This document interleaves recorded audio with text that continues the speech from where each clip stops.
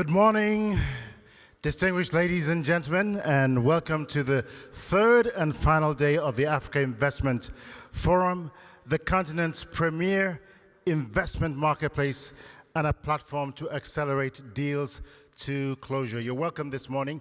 My name is Victor Oladokun, and I'll be your moderator during this morning's opening panel, Sports as a Business Catalyst. We're in for a treat, and this is the way we're going to run the panel this morning. It's actually not a panel per se, it's going to be a conversation. There's going to be an engagement with our guest. Thereafter, we're also going to create some time for you to ask questions if you need to. So, joining me on the panel is one of the National Basketball Association's most successful sports figures. He is the Vice Chairman and President of the Toronto Raptors and the first African to lead an NBA team to a championship title. Ladies and gentlemen, please give a warm Abidjan welcome to Masai Ujiri.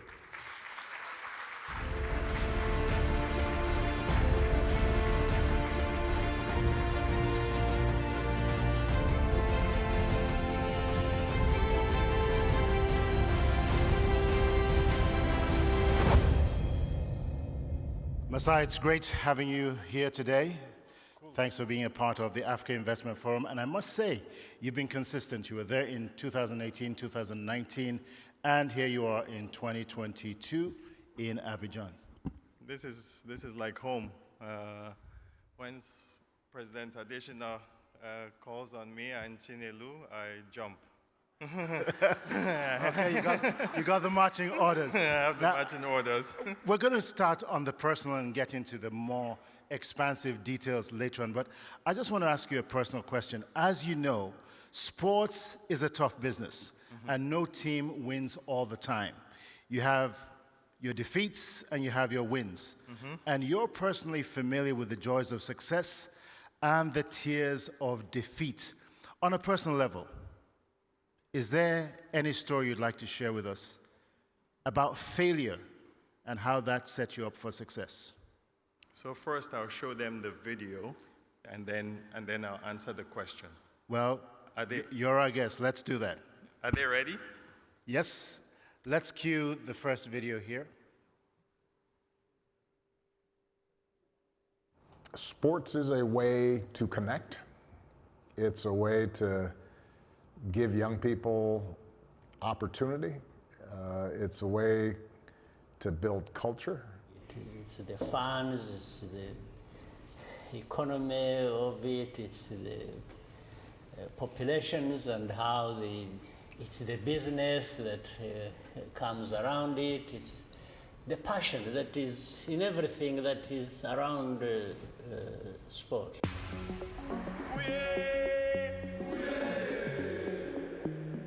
Sport in Africa is an ecosystem, a seamless blend of passion, pride, community, and commerce that dates back to our beginnings, but shows the greatness of our future too. Oh, lovely ball to drop. Yes, We collectively recall moments in time, memorizing the precise details of where we celebrated, played, parented, coached, watched. Different cultures, voices, and languages, a continent united as one. The court that they built here would allow these kids to also dream big. Why not? They can be like them, and maybe some of them will become even bigger and better than them. Sport is a tool for empowerment, and the youth of Africa, the world's youngest continent, are shining with increased self-belief. Our investments transform generations to come, positively impacting our communities across the continent. It's not just finding the talent, you have to hone the talent, and you have to have the facilities for honing that talent. And then you have to ensure that that talent remains sustainable. Building quality infrastructure where we can develop and retain all levels of talent, from grassroots to professionals, will spawn strong domestic entities like the Basketball Africa League. Stadiums, restaurants, and retail stores will bring people together, creating jobs inside and outside the facilities. Marketing and merchandising opportunities will soon follow. The ecosystem of sport in Africa is completely interconnected. If you want your success to be sustainable, you need to be able to give back to the communities. So people will remember that if I want to be a champion, this is all the tools I need to have to get there. It starts with all of us, recognizing the strength and intelligence of Africa's talent and its people. Whether local or international, government or the private sector, our actions must be strategic and determined, guiding a united vision for the future. Our youth are ready to lead the way, so let's move sport forward and never look back. Africa's time is now. NBA, we are coming! Africa, we are happy!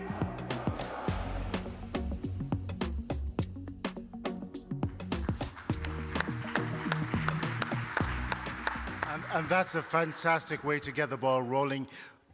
Really good job. One of the things I want to commend you about, Masai, is that you've consistently talked about sports as a business. You've been passionate about it, and you've put your money where your mouth is, and you're doing an amazing job making a difference on the continent. So, ladies and gentlemen, give Masai a round of applause here, just for the work that he's consistently done in this space. I want to go back to my earlier question, because many times, both in our personal lives and in business, we think the trajectory always goes up. But the truth is, in business, in investment, and in sport, life is a series of ups and downs. So have you had any failures in your life that has actually set you up for success? You know, it's a great question, Victor. A few years ago, we built the team with the Toronto Raptors to a level where we were getting to the Eastern Conference Finals, and honestly, it got to a point where we continued to get to that same place, and we couldn't jump. And I'll never forget, we trying to beat LeBron and Cleveland, and we're number one in the East. We're the favorites to come out of the East. We have it really rolling. We get into the playoffs, and we meet Cleveland, and they just destroy us. They cleaned your clock. Yeah, they destroy us, and LeBron destroys us. And after the game, the third game, second game, maybe our third game, they were up 3-0 in a series, best of 4. I went up to my office on the 15th floor in the Scotiabank Arena where we play. I checked my message. I checked my messages from my dear wife, who always tries to console in those times. But before I went home, and it's 11, 12 at night, and they send a couple people send me pictures, just random people, and you're looking through your phone. They're saying sorry, next one, blah blah blah, and they send me a picture of LeBron. They've put him on the tower in Toronto. They've put his frame on the picture, and they title it LeBronto. Not Toronto. Not Toronto, but LeBronto, meaning he owns us, basically. And I swear I sat in my office and I swore to myself as an African, as a Nigerian, that we're going to win. Okay? And I will not let this continue to happen. So a really kind of downtime and very, very tough time for me and the team. But, we jumped out of it, and by the grace of God, we won a championship. By the way, I want to say with the championship, I tell you, nobody sent me as many prayers as President Adesina. You know you're going to win when you get 800 texts from Africans saying that they are praying for you, and it's big time, man. It's big time, and I truly appreciate that for our African friends. That I can actually attest to, but again, I want to also ask another personal question. But let me give you this quote from Michael Jordan, the greatest basketball player ever. He once said, "I've missed more than 9,000 shots in my career. I've lost almost 300 games. 26 times I've been trusted to take the winning shot, and I missed. I failed over and over again in my life, and that is why I succeed. Like Jordan, does the fear of failure propel you towards success? I can't fail. Yeah, the failure is not an option, you know, like, yes, I can't. Yeah, and it's not me per se. I get the opportunity, growing up in northern Nigeria, in Zaria, northern Nigeria, till I was 19 years old. Okay, so I'm not one of those that go to America and come back and I'm talking phoneme or talking slangs. Okay, yeah, I'm not one of those. I grew up in northern Nigeria, in Zaria. Okay, I carry a weight for Africa. Yeah, and if I'm in this position, there's no way I can fail, because I represent a whole continent. And how many times are we going to get this opportunity? Not even as black men, but as an African too. I have to pave the way, and there have to be people that come after me. So honestly, like, when I look at it, I don't even think about like failure. Winning. We play sports to win. Simple. It's only one thing you do sports for. We can hold hands, hug, do whatever, sing, do Giants of Africa, come do foundation, charity, all that stuff. You play sports to win. Simple. I think that's a nice trajectory to my next question to you. Globally, the sports industry is a $486 billion business. The bulk of that is in the United States. What's your assessment in terms of sports as a business, which you've talked about for almost 2 decades in Africa? What's your assessment? Are we winning? Well, we have to make a big jump here. Now, honestly, like, that's why I'm here, and that's why I keep coming to these places, you know, like, to overemphasize. And I do appreciate it, President Adesina and Chinelo and you, Victor, everybody that gives us the opportunity to come and speak, because it's time to move now. I'm telling you, sports is a recreation, no more. Yeah, it's not a recreation anymore. Sports is a business. Yeah, sports is a business.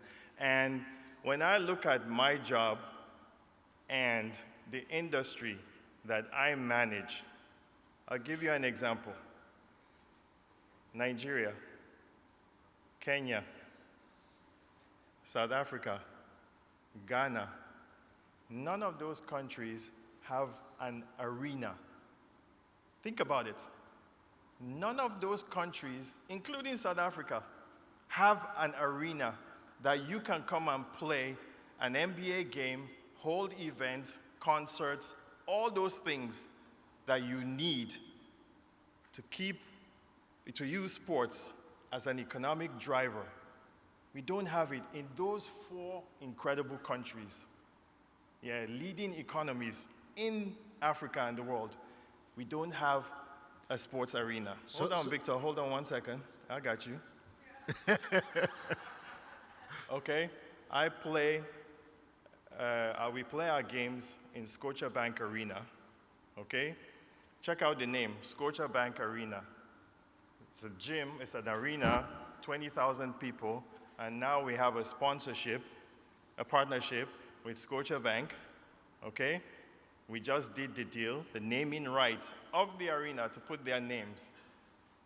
10-year deal, $800 million.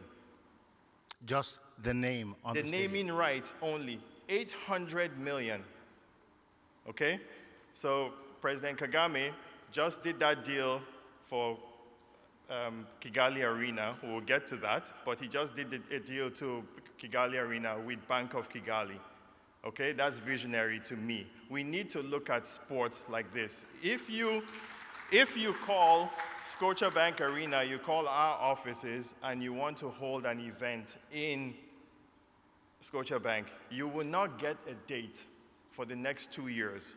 Why? Concerts, hockey games, basketball games, conferences, circuses, Circus Olé, Even my daughter goes to all like the, what are they called? Bo?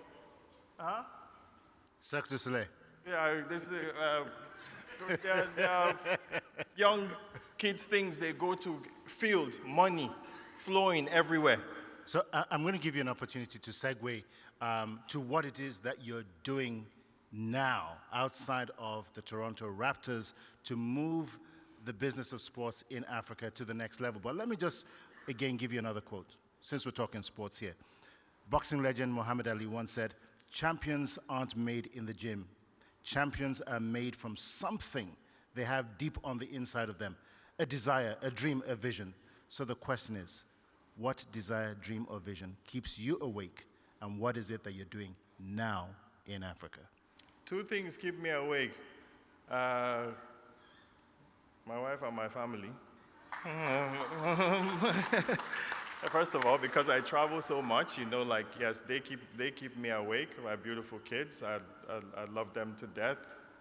I think the whole ecosystem of our friends and people around sports, I have a burden on me, you know, like that. I must win, okay?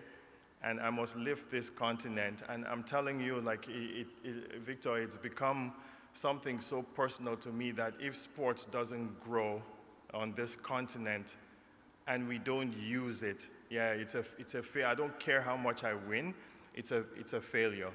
So building arenas, brought President Kagame to the 2016 All-Star game, and he sat down, told this story. He sat down there in the suite, and he was watching the game, and he saw the vibe, Drake and dunk contest and all the things that were going on, and he said, and he put his head down, and I came, and my wife said, "Go check, is he sick?" Because it was very cold in Toronto those couple of days, and I said, "Excellence, is there anything wrong?" And he put his head down, and he said, "How much does it cost to build somewhere like this?"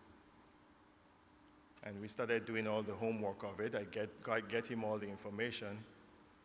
A year and a half later, he has built the Kigali Arena. Yeah, okay? And now he's redoing the Amahoro Stadium, okay? And we've done a deal with him to do an urban development project around that area with a focus on sports, hospitality, culture, and community. And we have to build that ecosystem. I saw it happen, Victor. Our Scotiabank Arena, 20 years ago when I worked for Toronto as a scout, there's nothing around that area. Before you know it, they build bars, they build apartments, they build shops, they build everything around it, and it all flows. People come, drink beer, have dinner, come to the game, and before you know it, money is exchanged in every different way. It's monetized in every single way. Why don't we have that? Why don't we have that, Victor? That's a beautiful question. And I'm sure for our audience, you're burning to find out what it is that Masai is talking about. We've got a video. If you could just cue that, we'll take a look at what Masai is up to in Kigali. And I'm going to come back with a question. And that question is, what is it that President Kagame is seeing that other African presidents do need to see? Cue the video.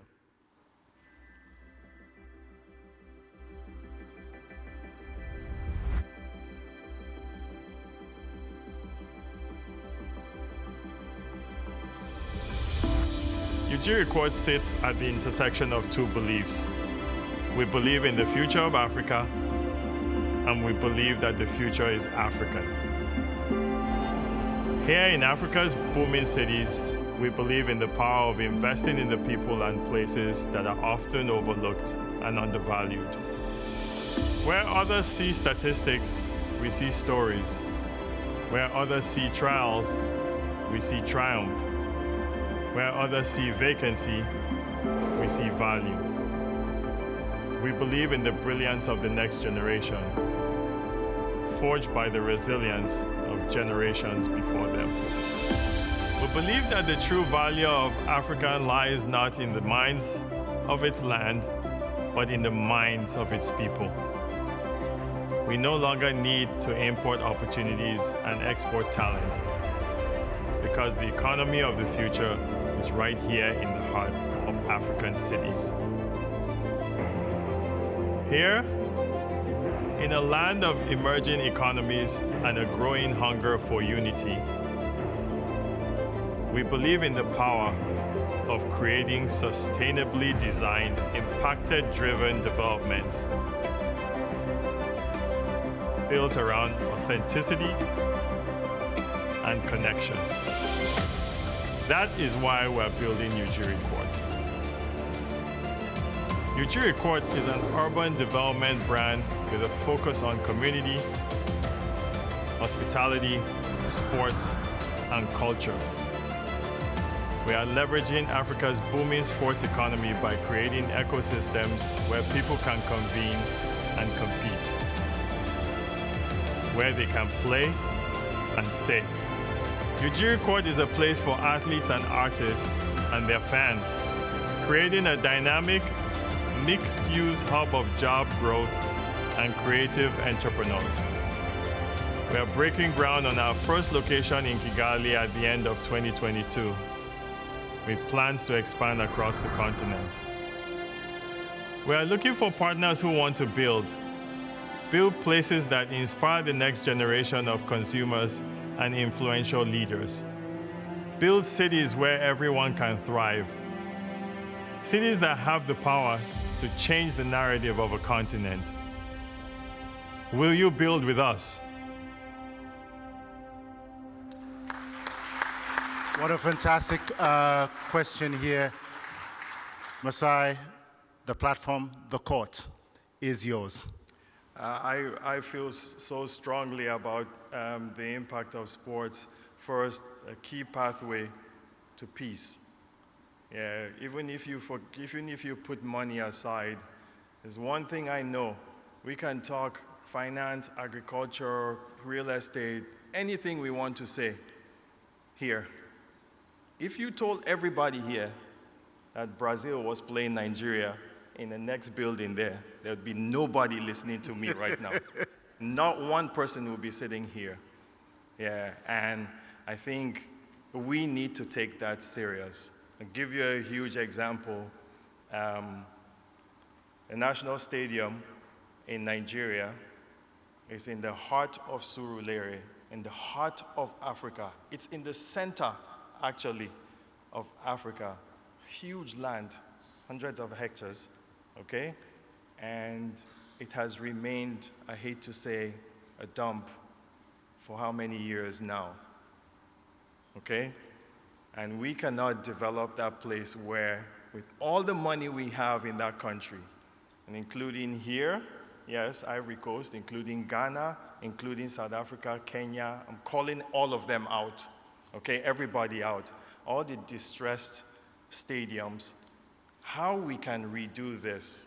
I need investors here to think, to really think, and think big and visionary how President Kagame has taught. Okay? Now, the Kigali Arena is the hub of where everybody wants to host events. Now, the Dakar Arena and the Dakar Stadium are places where everybody wants to host. Mini Olympics is going there. Bar League, African Championships, everything is going to these venues. Imagine if we had all these venues. I think Patrice Motsepe has an incredible plan with African football too, in how we want to franchise, create our own leagues. Because Africa's biggest, I'm telling you, our biggest asset, biggest is its people. Look at everybody here. Smart, incredible, talented. Okay? Sharon, get me those jerseys. Let me show you guys something. Let me illustrate this in the best possible way that I can.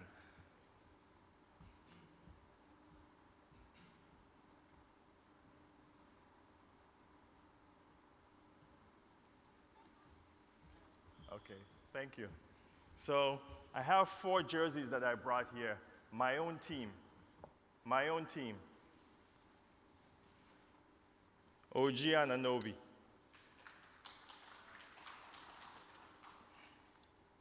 Christian Koloko.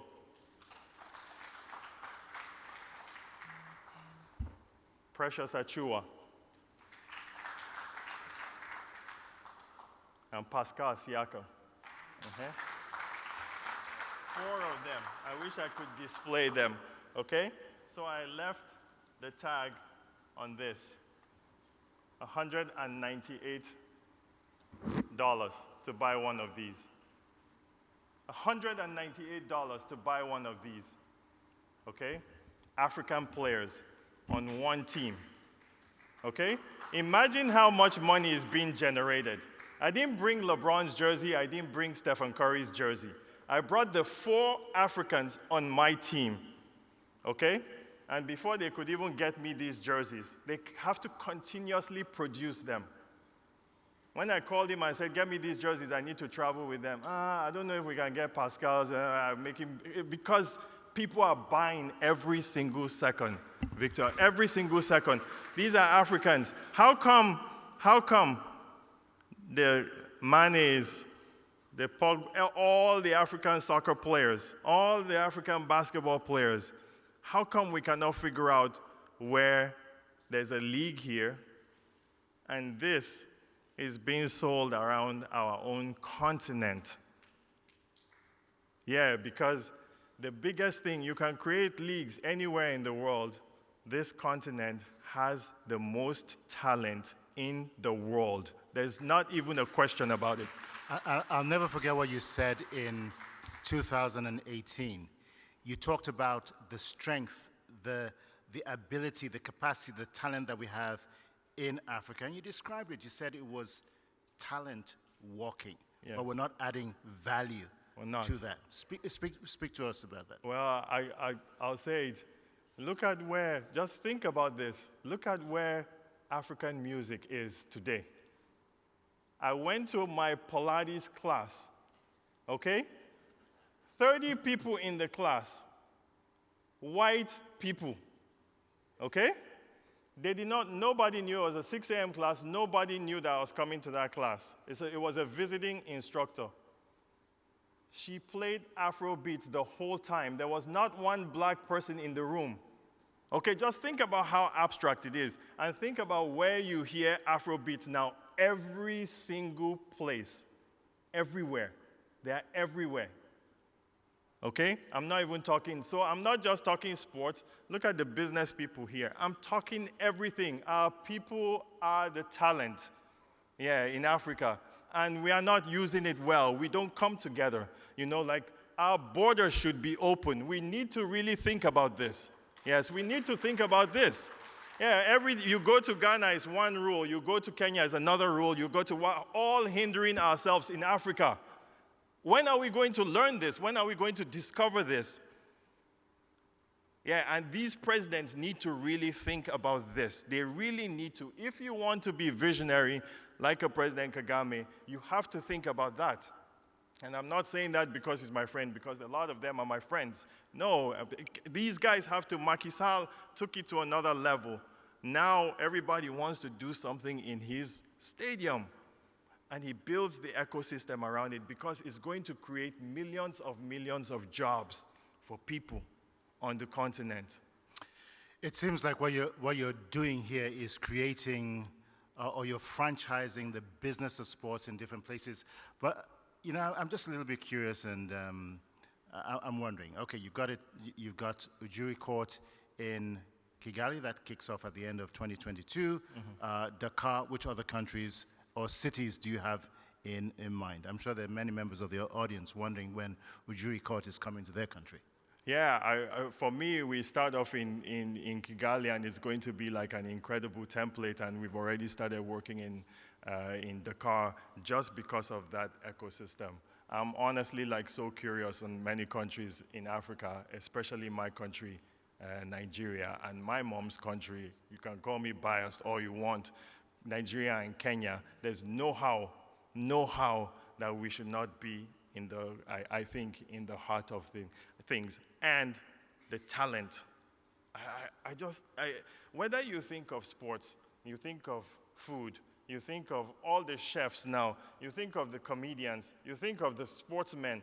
You think of the business people. You think of the doctors. How many places do you go? They say Nigerian doctors, African doctors are the best. Nigerian doctors are the best in the world. The pilots, everywhere you go.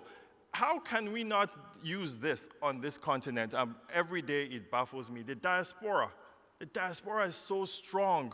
It's so incredible how many unbelievable African people, that new people that I've even met here, that I never knew before, that I've even met here, doing incredible, incredible things. When are we going to bring it like this? When?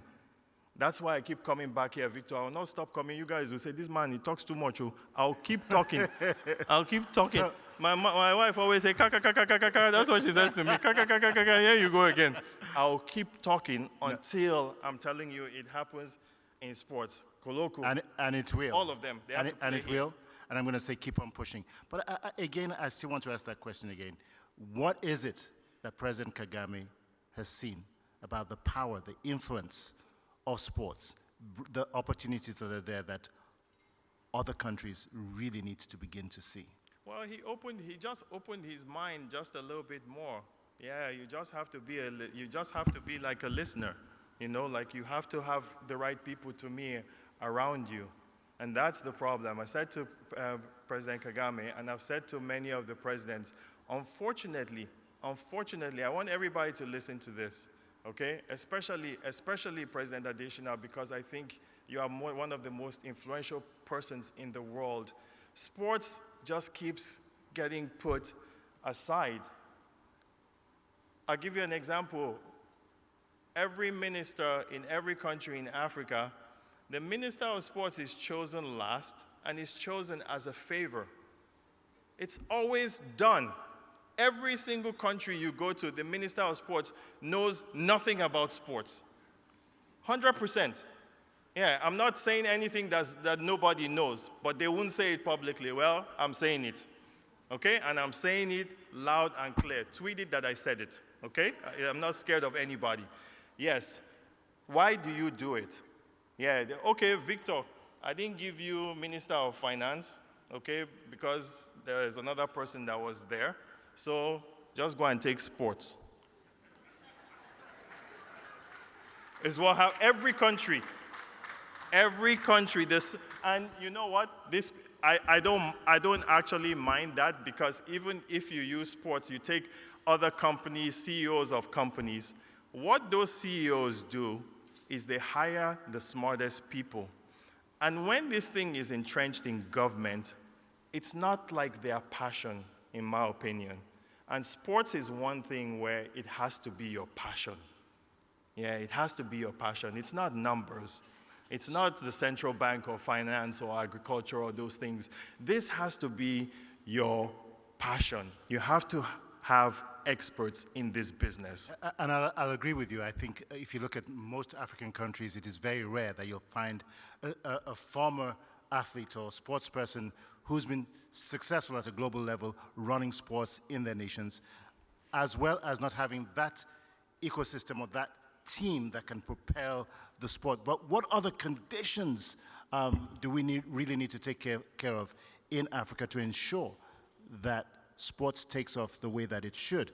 Because there are gaps, and we need to bridge them. Yeah, Victor, what are the major gaps that you see? Okay, it's finding the right persons, yes, the right team. Yes. What other conditions do we need? Honestly, I pound it so much because it's the one thing that controls sports in every country. The Minister of Sports does, unfortunately. Yeah, I can come and give you like brilliant answers and tell you we can do it this way, we can do it that way, we can do it this way. The private sector needs to get involved. Yeah, government does not get involved in sports in America. The private sector, that's why I'm calling on people here, yeah, to invest like differently. Yeah, but until other presidents act like Kagame and you put like an expert as a Minister of Sports that sees sports that way, where you encourage youth, you see it as a business, okay? You see sports as a business. That is so important for us on this continent. We need to get that correct. Okay. Yeah, I want one of them outside of to just hire somebody. I'll tell you this, Victor, I've had this job as the leader of an NBA team, okay, for, I don't know, since 2010 is when I got the first job as the president of a team. I have not had one call from one minister or one, let's say it's not even minister, like a sports director or anything. Masai, can I come to Toronto? I'll even put you up. I'll get you a hotel for 3 days, 4 days. Come, see how it works. See how it's run. See how it works there and learn from it. It's what we all do. It's what we all do. You think you or President Additional or people here, you think they just sat down in their house and learned? They opened their minds. That's how you become bigger. That's how you think bigger, right? You think bigger. They never do it. They never, ever do it. It's all, let's travel to Olympics, let's travel to World Cup, and let's take 800 congregation. Meanwhile, we only have, delegation. Meanwhile, we only have 10 athletes. And then when you're coming back from you see cartons of TVs and everything that we've bought. Come on. Develop the sports for the youth. Yeah, for people, for things ahead of you. We cannot always think of us and what we are to gain now. Fantastic. I like to say that the definition of leadership is the capacity to see the future long before it arrives and the ability to take a group of people with you on a journey that they otherwise would not have gone on. And you're doing a fantastic job in this regard. Let me just quickly summarize 4 points that there's a lot to unpack here. Number one, appoint a former and successful sports person as a sports minister. Number two, stop seeing sports as a recreation but as a business. Hire people who understand the whole ecosystem and the value chain of sports, and then bring in the private sector. So I want to ask here, Masai, we've got representatives of DFIs here, Development Finance Institutions. We've also got the partners that make up the Africa Investment Forum. What would you say to them right now, aside from institutional investors or private investors, what would you say to them about developing sports or putting money into sports in significant ways, particularly considering that 70% of the African population is under the age of 30? Well, DFIs, institutions, organizations, honestly, like we really need to think about sports and infrastructure in Africa, because a lot of these programs concentrate on whatever they think the programming should be, and they concentrate on how many jobs and the numbers. I understand data, I understand where this is going, and the reason to show numbers. But I'm appealing to DFIs and organizations and the private sectors that you cannot have numbers and programs without facilities. We're skipping one of the spots, and it's the main spot that was skipping. The leadership and the infrastructure. Yes, leadership and infrastructure. Can we get that first before we start going to programming, data, and putting up all the numbers that we want to put up on the screens? Can we do that, please? Yeah, it's important. Why do you want numbers in a lot of the things we do, and there are no classrooms, or there are no stadiums, or there are no places for this youth, for these kids to go play? It's a problem. It really is a great question, and there's a saying that if you build it, they'll come. And I want to believe that if we build this ecosystem in Africa, we can truly transform in a very short period of time, as we've seen in Rwanda, what is feasible. We have one more piece of video here. I just want Masai to talk us through some of what's happening in Kigali so we can get a sense of what really is possible if you take the model that is developed in Rwanda. So Masai, we've got a screen right up front. You can see the video playing, and you can just talk to us about what's going on. What is it that we're seeing here from the architectural drawings that are coming up? I think we have it right behind us. Can we put it on the screens up front, please? So if we look at this space, that's the national stadium. You see this main stadium. And with Ujiri Court, we've carved out an area right around there. And we're trying to build this ecosystem that we told you revolves around culture, sports. What you see on the right there is going to be a hotel. And this is a space that used to be an Olympic hostel facility, which we are redoing. That's an outdoor basketball court, but it's an event center, which will be used for trade fairs, for weddings, for a nighttime cinema like you would see. It will show you soon. So this is if there was a basketball game there, all kinds of events. We're going to do a lot of women empowerment events in this space. And just so you know, behind this is the main stadium and the Kigali Arena. So on a night, a movie night, you could see things like that.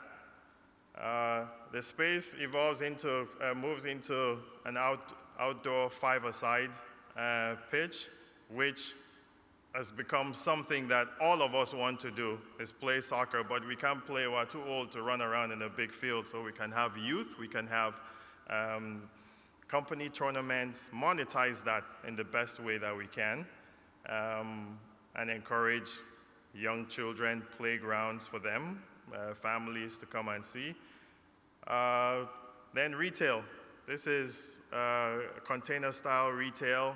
A lot of the containers that we're going to ship a lot of these materials are going to be used as shops. We're going to do pop-up stores, Nike, and bring all these stores, even if they can't come permanently, they come temporarily, which will be great. Incredible sports bar we're building to watch soccer games, basketball games, where people can drink, eat, have bar food, which is what I think a lot of people want. And all this is in this big ecosystem that we're building around the arena and the stadium. That's the hotel, which will have a gym and incredible lounge that sees the whole of Kigali. There's going to be a space for a podcast center where we're going to have like invitational podcast hosts there. And as you bring it like all together, you see like the area, and I just wonder why we cannot continue to like create this in a lot of distressed places that already have kind of built-in stadiums that people are not paying attention to. So when you look at that, you see the stadium, you see the arena, and there's going to be a flow of people. You come and drink. It's the same thing you have in LA Live with the Lakers. It's the same thing you have with Scotiabank Arena. And as you have events, concerts, people are going to come through, stay at the hotel because it's closer. People are going to come and drink at the bars. People are going to come and buy jerseys and merchandise. And that's our vision. And I wonder why we can't have that here, why we can't have that in Lagos, why we can't have that in many cities on the continent. And this is where we think about sports as a business. And I'm calling on investors, to think about this, because this is the ecosystem and this is the vision where we see Awesome. Africa and sports Awesome. going next. What I like about this, Masai, is that, again, I think it speaks to the concerns of investors. It indicates the multiple revenue streams that are there, from branding to the different facilities here. Quick question. I mean, you can respond to that if you want to, but if it's still under wraps, that'll be your prerogative. But on average, how much are we talking about here for an average Ujiri court? Right. If we sell one of your shoes, maybe we can build them. Oh, God, that one now, you own. This one is more money now compared to the billion they are talking here now. This one is small money. Now, I think a lot of the projects are going to be depending on, like every community, every place we go to is different. So I think between 10 to 25 million is what we're talking about. Like our project in Kigali is about a $22 million project. And we think it's going to be, and so it's not. It's going to have a tremendous, $22 million. But just imagine for a moment the impact that it's going to have, not just in the immediate, but for years to come. Yes. It's an ecosystem, and Yes. ecosystems grow. Yes. So that does not seem to be a whole lot of money to me, and I wish you all the very best with what you're doing.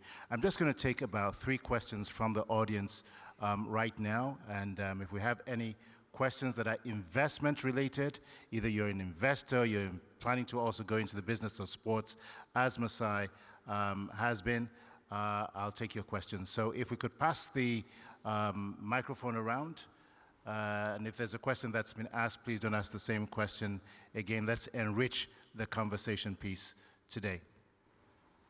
All right. Again, it's difficult to see anyone in the audience, but if you do have a microphone, okay. I see a hand up front here. If you could just pass him a microphone. Let's keep the questions short and crisp. Thank you.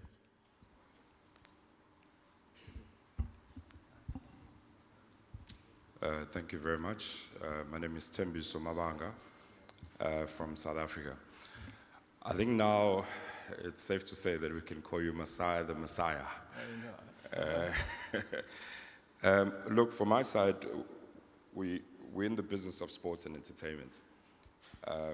We recently founded the Africa Sports and Entertainment Summit, which is a Pan-African platform for the business of sports and entertainment, which is to have this platform for people invested in it. And I think what you are explaining in the work that you're doing and in Kigali is something incredible. And I think in every generation, there's a leader who has the vision, and the rest of us that are sitting, whether in the investment space or governments, needs to be coordinated in the markets that we are. So I just want to congratulate you and your team in the work that you're doing. And I think the opportunity, I was saying to the president earlier, that sport does not take place in the sky. Sport is on the ground, and that means infrastructure. It means an ecosystem, and it means sustainability. And while people have been gathered here talking about investments in different sectors, they must also realize that if they're building over the next 15 years, they are building for young people. Whether it's those bridges, whether it's those homes, or whatever programs that we're doing in the continent is focused on young people in the future. And sports as an economy can actually come and save a lot of countries that are actually not doing well by ensuring that we've got a sustainable sports economy. So we've certainly are committed in investing in real estate, investing in rights. We've got a motorsport event coming up in South Africa, where basketball is a huge sport, and basketball for me also has been the one sport that connects culture, youth, and lifestyle of young people, which can assist us in growing and developing human beings. So my comment is more to congratulate the work that's been done and also congratulate the bank for putting sports as a key conversation and the business of sports and entertainment as far as the continent is concerned. So thank you. Thank you. Thank you. Thank you very much. We'll take another question up front. I see a hand right over here to our left. Hello. My name is Obi Asika. Is this on? Can you hear me? Yeah. My name is Obi Asika. I'm from Lagos. Yes, and just as he was saying about sports and entertainment, we spend our lives in sports and entertainment. So because everything you're saying, just this week in Nigeria, we just got the sports industry policy passed, which is specifically about sports as a business. And what you're talking about with the arena, there is an arena coming to Lagos, hopefully another 18 months. But you know, Nigeria is a big place. We need maybe 6 to 10. So, I mean, I hope you'll come to Kigali next year with Africa Soft Power, which we're also part of. And really just to ask you, how do you think, because you're sitting here with a lot of the bankers and the money people who really do not understand this space, and the sports business, that $440 billion you're talking about, because you're talking basketball, soccer, which is our primary sport, is probably even more money, right? Bigger business. Exactly. And the merchandise, which is the product on this continent, with 1 billion people, average age 17, that is the money. And I love what you said about the domestic leagues, about the franchising, but please just keep doing what you're doing. Keep talking to these people. We're in the trenches with you, and whatever we can do, Africa Soft Power, 100%. I appreciate you, and honestly, he's absolutely right. You know, like basketball is. I'm not here to tell anybody like stories. Basketball is even trying to catch up with football. You know, like on this continent. Yeah, it is trying to catch up with football on this continent. Think about the basketball talent. Football is 50 times more. Yeah, that's a fact. Yeah, it's a fact. You cannot go to an African championship now in football guaranteed that you are going to win it. From any country can actually come and win it. And that's the talent we have. As soon as I came out of my mom's womb, football was just sitting right there. Football was sitting right there in front of me. Right there. As soon as I came out, football was there. I started going like this. And it's the same for all of us. I remember one day I was with President Adesina in South Africa. We sat down in his room and we started talking about football from the 70s up till today. Nigerian footballers from Segun Odegbami to everybody we mentioned. Imagine this. Imagine the talent that passed through that country, only one country. I haven't even gone to Ghana and Abedi Pele and here with Drogba and all the guys here. It's incredible the talent we have. We have to recognize, and I'm calling on the business sector here to recognize that, to tell you guys, the private sector here, to tell you guys that you can monetize this. I'm telling you, there's plenty money to be made. I come from it. My job, every day, from food to entertainment to sports, all of it comes into one space. Why are we wasting Davido, Burna Boy, Tiwa Savage? They all just came to Toronto and performed. All of them at different times. They just came. I saw them. They're my friends. I know. Like, why can't we have that here?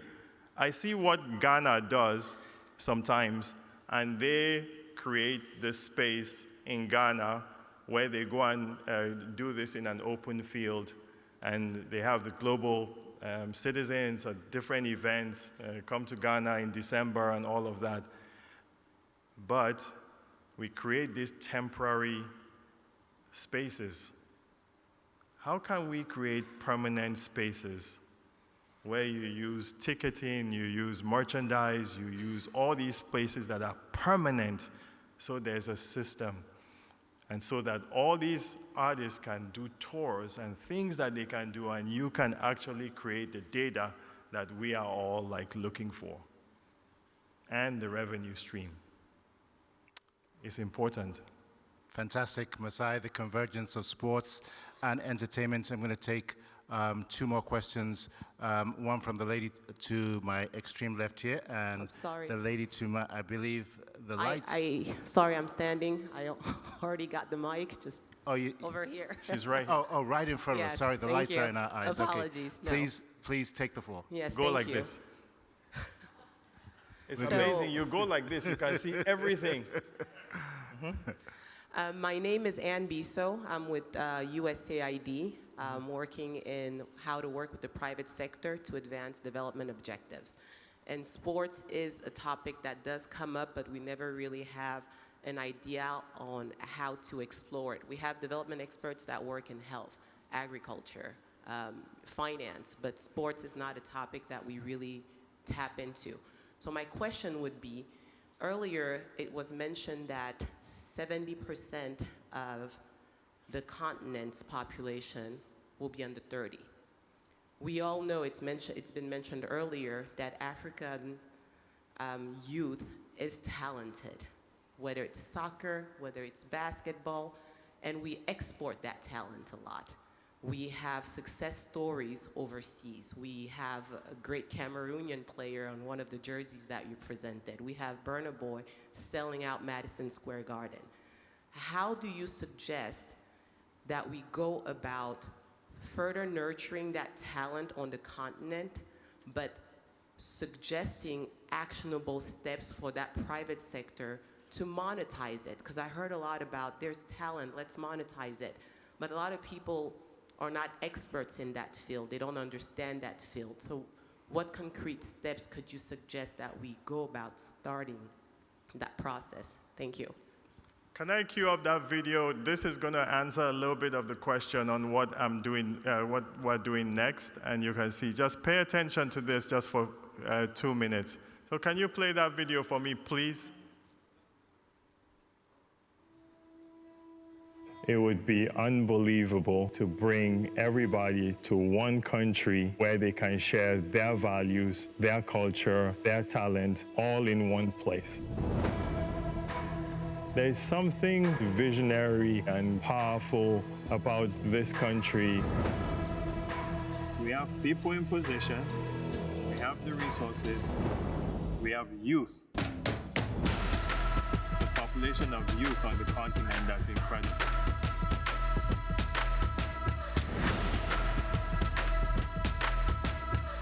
It's time to be proud of who we are.